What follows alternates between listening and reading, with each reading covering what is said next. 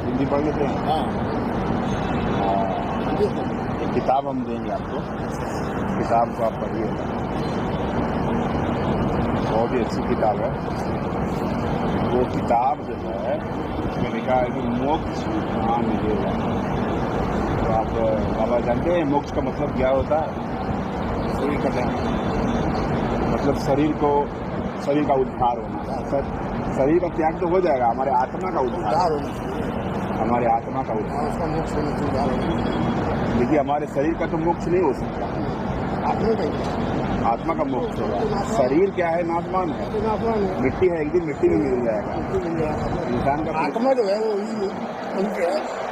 आत्मा ही ईश्वर का दिया हुआ है। वो आत्मा जो है उसका भी न्याय होता है, वो भी स्वर्ग और नरक जाता है। तो ये रहना हमारा पृथ्वी पर का जो जीवन है 60 साल 70 साल 80 साल भी हो सकता है, मगर नमस्कार भाई गुणी मैंने प्रभु जीशु ख्रीष्ट नाम आपण मन समस्त को स्वागत करे। प्रिय प्रभु लोक मैंने से प्रिय पास्टर को देखुंट से अनेक एमिति बाबा मानक हो जमीती पंडित मानक हो से व्यक्ति ईश्वर सुसमाचार शुणाऊँच, बहुत आनंद लगुच, बहुत उल्लासित लगुच। प्रिय प्रभु लोक मैंने से व्यक्ति ईश्वर सुसमाचार जो स्थान को गले जो स्टेशन रे भी से प्रचार करुच्ची, टाउन माध्यम रे भी प्रचार करुच्ची, सबु जगह से ईश्वर वाक्य प्रचार करुच्ची।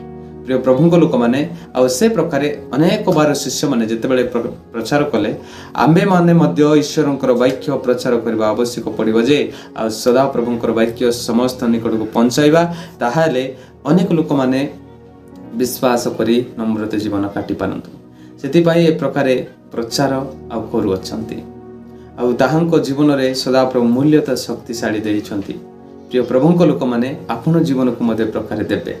जदि आपण माने प्रभुଙ୍କ ପାଇଁ प्रचारिक हेबा इच्छा करूछंती आ प्रचार करियो ପାଇଁ चाहंती, ताहाले आपण माने ईश्वरଙ୍କର वाक्य घोषणा करंतु किबा आपण माने ए प्रकार भय करंतु नाही।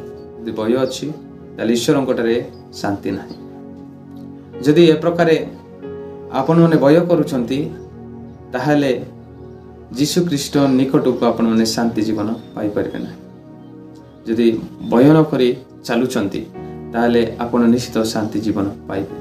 प्रिय प्रभु लोक मैंने से ही प्रभुंकर दास को आपण मैंने देखुंट अनेक बाबा को बुझाऊँच आउ ए प्रकार मरवा विषय कौटी मिल मनुष्य मरीगले कौन हम माटीर मनुष्य माटी मिशीज शरीर किंतु जो आत्मा कौड़ जीव ए आत्मा किए कि आमको निर्मित सृष्टि कर निकट को यही आत्मा जीव किंतु आज अनेक लोक मैंने जानी पारु नाहंती जे ए आत्मा कहाटारे जीव ए आत्मा जीशु ख्रीष्ट निकट को जीव किए पुत्र को पाई से जीवन पाई से सदा प्रभु ए जगतर आउ उद्धार करते अटंती से मरीगले आमर जो आत्मा आउ जीशु निकट को जीव कहते मु पथ सत्य और जीवन आउ से किए विश्वास करे से व्यक्ति आउ आनंद जीवन काटिब से भय करिब नाही, कारण मरीगले सही जो आत्मा कौन हम ईश्वर जीशु ख्रीष्ट निकट को जीव।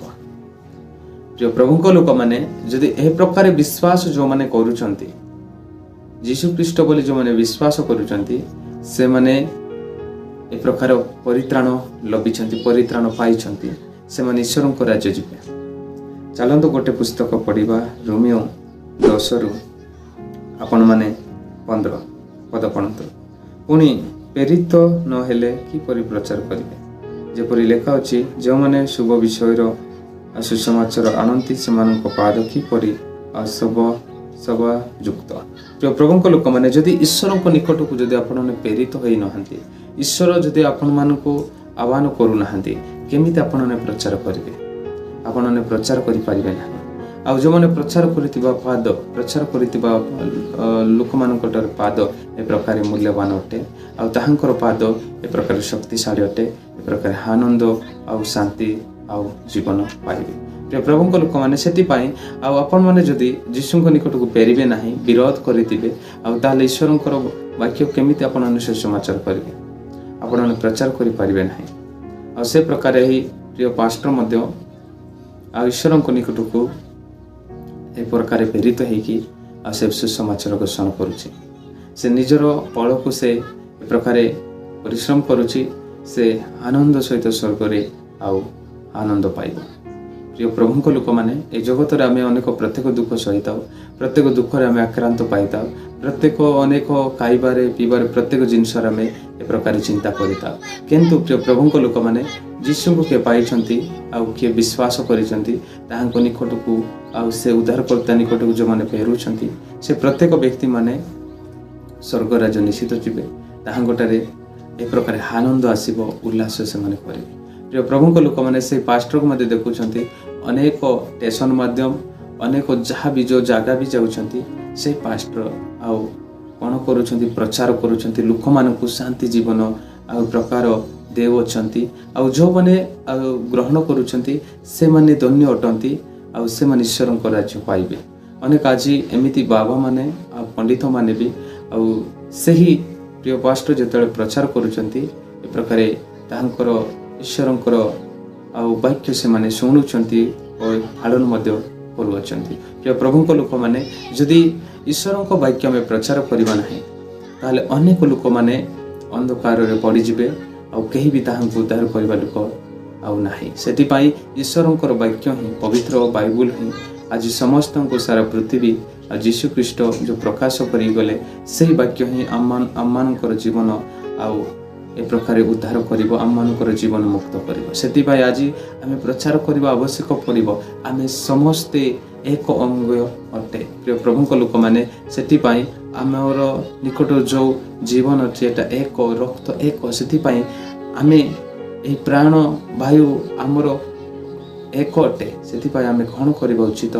ଆମେ ଈଶ୍ୱରଙ୍କ ନିକଟକୁ ସୁସମାଚାର ଘୋଷଣା କରିବା ଉଚିତ ଦରକାର।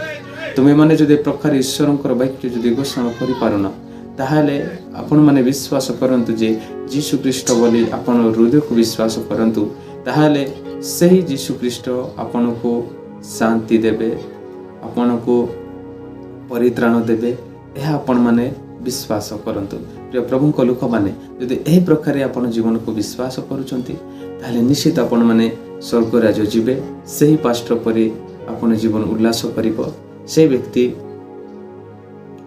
ଏ ପ୍ରକାର ପରିତ୍ରାଣ ପାଇଛି, ଏ ପ୍ରକାର ପ୍ରଭୁଙ୍କଠାରେ ଶକ୍ତି ପାଇଛି, ସେ ଏ ପ୍ରକାର ପ୍ରଚାର କରି କରି ଯାଉଛି। ଅନେକ ଲୋକମାନଙ୍କୁ ମଧ୍ୟ ସେ ଈଶ୍ୱରଙ୍କର ବାକ୍ୟ ଶୁଣାଉଛି, ନମ୍ରତ ବାକ୍ୟ ସେ ଶୁଣାଉଛି, ପ୍ରକାର ଶାନ୍ତି ଜୀବନ ବାକ୍ୟ ସେ ଶୁଣାଛି। ଏ ପ୍ରକାର ଲୋକମାନେ ହିଂସା ନ ହଉ, ତାଳନ ନ କରୁ, ଆଉ ଲୋକମାନେ ଯେ ପ୍ରକାର ଭ୍ରାନ୍ତ ନ କରୁ, ଏ ପ୍ରକାର ମିଥ୍ୟା କଥା ନ କହୁ ବୋଲିକି ସେ ବ୍ୟକ୍ତି ଶିଖାଉଛି। ଯଦି ଏ ଜଗତରେ ଆମେ ଅନେକ ଭ୍ରାନ୍ତ, ହିଂସା, ତାଳନା ଆମେ ପ୍ରତ୍ୟେକ କରିଥାଉ, ସେ ପ୍ରତ୍ୟେକ କରିବା ଜିନିଷ ଆମେ ମରିଗଲେ ବନ୍ଦ ହେବ। ଆମେ ସେ ପ୍ରତ୍ୟେକ କରିବା ଦ୍ୱାରା ଆମେ ନରକରେ ଭୋଗୁଛୁ। ସେଥିପାଇଁ ଆମେ କ'ଣ କରିବା ଉଚିତ?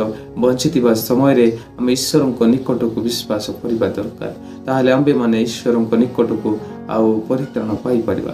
ଆଉ ସେଥିପାଇଁ ଆମ୍ଭେମାନେ କ'ଣ କରିବା ଉଚିତ ଦରକାର? ଏହି ଜଗତରେ ଆମେମାନେ ଈଶ୍ୱରଙ୍କର ବାକ୍ୟ ସୁସମାଚାର ଘୋଷଣା କରିବାକୁ ଆବଶ୍ୟକ। ଆଉ ଯଦି ଏ ପ୍ରକାର ଆମ ଜୀବନକୁ ନାହିଁ, ତାହେଲେ ଈଶ୍ୱରଙ୍କ ରାଜ୍ୟ ନିମନ୍ତେ ଆମ୍ଭେମାନେ ଯାଇପାରିବା ନାହିଁ। ସେଥିପାଇଁ ଈଶ୍ୱରଙ୍କର ରାଜ୍ୟ ଯିବା ପାଇଁ ହେଲେ ଏହି ପ୍ରତ୍ୟେକ ଜିନିଷରେ ଆମେ ଆଉ ପ୍ରଭୁଙ୍କ ନିକଟକୁ ବିଶ୍ୱାସ କରିବାକୁ ପଡ଼ିବ, ଆମେ ପାଳନ କରିବାକୁ ପଡ଼ିବ। ତାହେଲେ ହିଁ ଆମ୍ଭେମାନେ ଈଶ୍ୱରଙ୍କ ରାଜ୍ୟ ଯାଇପାରିବା। ଯଦି ତୁମେମାନେ ଏ ପ୍ରକାର ନାହିଁ, ତାହେଲେ ଈଶ୍ୱରଙ୍କ ବାକ୍ୟ ଶୁଣନ୍ତୁ, ପାଳନ କରନ୍ତୁ, ତାହେଲେ ତୁମେମାନେ ଈଶ୍ୱରଙ୍କ ରାଜ୍ୟ ନିଶ୍ଚିତ ଆଗକୁ ଯାଇପାରିବ। ଆଉ ପ୍ରିୟ ପ୍ରଭୁଙ୍କ ଲୋକମାନେ, ଏହା ହିଁ ତ କେବଳ ଈଶ୍ୱରଙ୍କର ପ୍ରେମ, ଈଶ୍ୱରଙ୍କର ମୂଲ୍ୟବାନ, ଈଶ୍ୱରଙ୍କର ନମ୍ରତା ଜୀବନ। ପ୍ରିୟ ପ୍ରଭୁଙ୍କ ଲୋକମାନେ, ଏହା କେବଳ ଆଉ ଶାନ୍ତି ଜୀବନ କାଟିବ ଯୀଶୁଙ୍କ ନିକଟକୁ କିଏ ଆସୁଅଛନ୍ତି। ପ୍ରିୟ ପ୍ରଭୁଙ୍କ ଲୋକମାନେ, ସେଥିପାଇଁ ସେଇ ଆଉ ପାଷ୍ଟର ଆଉ ପ୍ରିୟ ପାଷ୍ଟର ଅଟେ, ସେ ଈଶ୍ୱରଙ୍କ ନିକଟକୁ ସୁସମାଚାର ଘୋଷଣା କରୁଛି। ତାଙ୍କ ଜୀବନରେ ଆଉ ସେ ଶାନ୍ତି, ନମ୍ରତା କରୁଛି। ପ୍ରଭୁ କହୁଛନ୍ତି, ମୋ ପାଇଁ କିଏ ଜୀବନ ହରାଏ, ସେ ଜୀବନ ବଞ୍ଚାଉଛି। ଅନେକ ଲୋକଙ୍କ ମାନଙ୍କ ପାଇଁ, ଅନେକ ଏ ପ୍ରକାର ଯେଉଁମାନେ ମନୁଷ୍ୟ ହଉ କି ଅନେକ ମୂର୍ତ୍ତି ଗୁଡ଼ିକ ପାଇଁ ଯେଉଁମାନେ ମରୁଛନ୍ତି, ସେମାନେ ଜୀବନ ହରାଇଛନ୍ତି ବୋଲି ପ୍ରଭୁ ଯୀଶୁ ଖ୍ରୀଷ୍ଟ କହୁଛନ୍ତି। ପ୍ରଭୁ ଯୀଶୁ ଖ୍ରୀଷ୍ଟଙ୍କ ନାମରେ ଯେଉଁମାନେ ମରୁଛନ୍ତି, ଆଉ ସେ ପ୍ରତ୍ୟେକ ବ୍ୟକ୍ତିମାନେ ଅନନ୍ତ ଜୀବନ ନିଶ୍ଚିତ ପାଇବେ। ଏହା ଈଶ୍ୱର କହନ୍ତି, ଈଶ୍ୱର ଆସିବା ଦିନ, ଆଗମନ କରିବା ଦିନ ସେମାନେ ପାଇବେ। ଏମିତି ଭୟଙ୍କର ଦିନ ହବ, ସମସ୍ତେ ଚମତ୍କୃତ ଚାନ୍ୟ ହେଇଯିବେ। ପ୍ରିୟ ପ୍ରଭୁଙ୍କ ଲୋକମାନେ, ଭିଡ଼ିଓ ଭଲ ଲାଗିଥାଏ ଲାଇକ୍, ସେୟାର, ସବସ୍କ୍ରାଇବ୍ କରି ଆମ ସଙ୍ଗେ ଯୋଡ଼ି ରୁହନ୍ତୁ। ସମସ୍ତଙ୍କୁ